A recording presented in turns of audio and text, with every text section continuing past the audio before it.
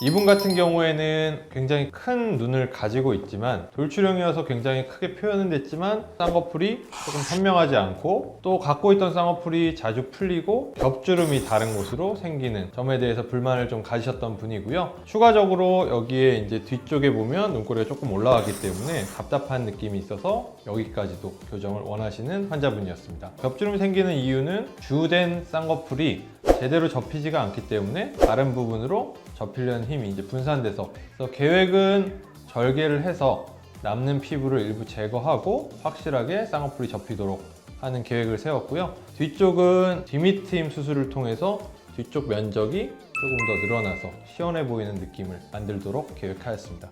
이분 같은 경우에는 코도 약간 밋밋하고 입체감이 없기 때문에 이 점을 좀 개선하고 싶어 했던 분인데요. 얼굴형이 원체 이제 동양형이기 때문에 굉장히 높은 코, 화려한 코를 원하지는 않지만 콧볼, 코끝이 좀 펑퍼짐한 거, 전체적인 코 모양이 좀 밋밋해 보이는 거를 개선하고 싶어 하셨습니다. 추가적으로 얼굴의 비대칭에 대해서도 고민을 갖고 계셨는데요. 실제로 얼굴의 비대칭이라는 거는 뭐 누구나 있기 때문에 수술을 통해서 완벽한 교정은 힘들겠지만, 다만 이렇게 이제 가운데 중심을 잡아주지 못하고 있는 경우에는 주변의 비대칭이 조금 더 눈이 가겠고요. 거꾸로 얘기하면 저희가 수술을 통해서 가운데 중심이 되는 코 모양을 좀 더 선명하게 해줌으로 인해서 다른 비대칭에 시선이 가는 걸 조금 막아주는 효과를 내도록 또 계획을 하였습니다. 환자분의 수술 전 옆모습인데요. 보시게 되면은 콧대 부분이 당연히 낮은 걸 볼 수가 있겠고, 특히 콧대에 비해서 코끝은 굉장히 눌린 듯이 뭉툭하고 아래로 내려가 있는 모습을 볼 수가 있습니다. 그래서 계획은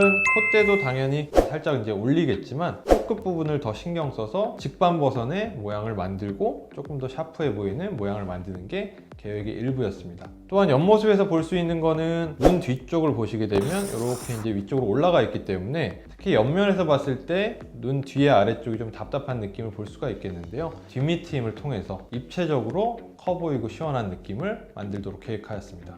수술 다음 날 사진인데요. 수술 다음 날 이제 얼마나 붓는지 궁금해 하시는 분들이 많기 때문에 사진을 좀 준비해 봤는데요. 수술 다음 날이 실제로는 수술 당일보다 제일 많이 붓고 수술 기간 중에서도 최고로 많이 붓는 기간이라고 생각하시면 좋을 텐데요. 확대를 해서 조금 더 보시면 눈 같은 경우에는 이렇게 이제 선명하긴 하지만 붓기가 확 올라온 느낌이고요. 디미트임 같은 경우에는 이미 많이 내려오고 커진 거를 볼 수가 있지만, 다만 이렇게 이제 흰자가 부풀어 오른 결막 부종, 이건 이제 누구에게나 생기는 거기 때문에 이런 것들을 볼 수가 있습니다. 코 같은 경우에는 크게 하니까 조금 더 보이는데요. 옆쪽으로 이제 콧볼 축소도 하셨기 때문에 콧볼 쪽으로 실밥 같은 것도 좀 도드라질 거고, 주변으로 이제 멍이나 붓기가 살짝 올라온 거를 볼 수가 있습니다. 자, 다음은 수술 후 4일째 사진인데요. 말씀드렸던 것처럼 붓기는 하루, 수술 다음 날 아니면 둘째 날 제일 많기 때문에 4일째만 돼도 예전보다는 벌써 이제 붓기가 빠지는 것들이 보일 수가 있겠고요. 특히 멍 같은 경우에는 원래 진했던 멍이 옅어지면서 이렇게 누르스름하게 주변으로 퍼지는 게 보이게 되겠습니다. 이런 게 나타나는 거는 벌써 이미 멍이 빠지고 있다는 증거가 되겠고요. 이런 분들은 지금 시점으로부터 한 일주일 정도면 거의 다 빠진다고 생각하셔도 좋을 것 같습니다. 수술 후 2주째 경과가 되겠고요. 열흘째 보통은 이제 부목을 제거하기 때문에 부목이나 실밥은 이미 다 제거가 된 상태고요. 붓기는 아직 눈 주변은 조금 남아있지만 약간의 메이크업을 하거나 조금 이제 꾸미시기만 하면 약속을 잡고 주변 분들 만나실 정도의 붓기가 남은 정도를 확인할 수가 있겠습니다. 코 같은 경우에는 눈보다는 붓기가 더 먼저 빠지기 때문에 이미 붓기가 거의 다 빠진 상태고요.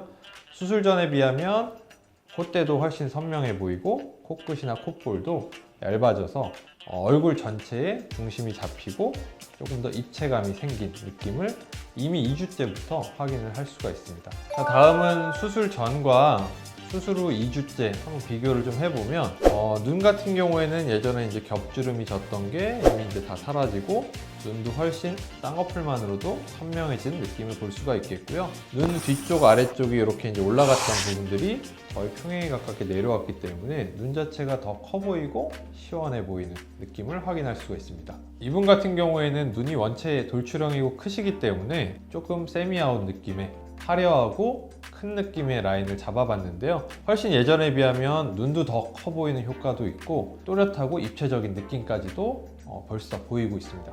코 부분을 보게 되면 예전에는 조금 뭔가 밋밋하고 코끝도 벙벙해 보이는 느낌이었다 그러면 수술 후에는 조금 더 콧대가 살아있기 때문에 코끝도 날렵해 보이고 전반적인 이제 비율이 오똑해 보이는 느낌을 확인을 할 수 있습니다. 환자분의 2주째 사진을 사진만이 아니고 영상으로 좀 보여드리면 입체적인 느낌을 더 상세히 보실 수가 있을 것 같습니다. 수술 후 한 달째 사진인데요. 한 달이라고 하는 시점은 코는 이미 붓기가 빠져서 거의 다 끝난 시점이고요. 눈 같은 경우에는 접히는 구조이기 때문에 쌍꺼풀이 약간의 어색한 느낌이 남는 정도의 기간이라고 생각하시면 좋을 것 같은데요. 환자분의 경우에는 특히 이제 붓기가 조금 빨리 빠지는 편이셔서 한 달째 이미 굉장히 자연스러운 모습을 하고 계십니다. 쌍꺼풀 같은 경우에는 예전에 이제 겹주름 지던 거 당연히 없어졌고요. 조금 아웃라인으로 빠지는 시원한 쌍꺼풀이 이미 만들어진 걸 확인을 할 수가 있겠고요. 눈이 원체 크시긴 하지만 뒤쪽 아래쪽이 답답했던 거 이걸 뒷밑 트임으로 개선을 하셔서 뒤에 아래쪽까지도 이런 시원한 느낌이 배가가 된 걸 확인할 수 있습니다. 또한 코 같은 경우에는 예전에 비하면 훨씬 콧대가 선명해졌겠고요. 코끝도 훨씬 날렵해지고 콧볼 축소를 통해서 전체적으로는 입체감이 생기고 중심을 잘 잡고 있는 모습을 볼 수 있습니다. 1개월째 영상으로 한번 보시겠습니다. 이렇게 영상으로 보시는 게 실제 이제 결과랑 더 흡사한 거를 잘 이제 느끼실 수가 있을 것 같습니다.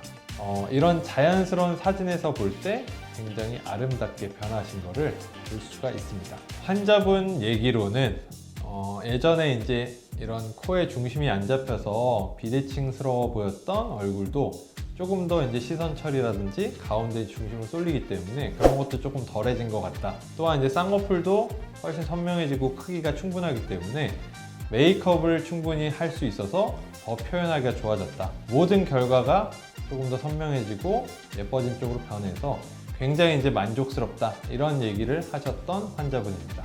자, 오늘은 이렇게 눈 절개 쌍꺼풀, 뒷밑 트임, 코 수술을 통해서 조금 더 아름다움을 찾으시고 조금 더 선명하고 입체적인 얼굴의 형태를 갖게 된 환자분에 대해서 설명을 드렸고요. 더 궁금하신 점이 있으시면 댓글로 달아주시면 저희가 답변 드리는 시간을 가지면 더 좋을 것 같습니다. 이상 성형외과 전문의 이종원 원장이었습니다. 감사합니다.